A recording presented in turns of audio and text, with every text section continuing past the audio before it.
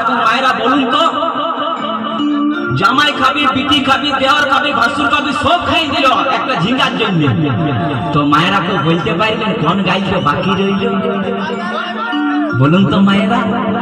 ও তুই ভাতার খাবি, হরিবল হরিবল, ওই আমার ঝিঙ্গাটা হাতে করলি চুরি গো, আমার ঝিঙ্গাটা হাতে করলি চুরি, আমার ঝিঙ্গাটা হাতে করলি চুরি গো, আমার ঝিঙ্গাটা হাতে করলি চুরি। আরে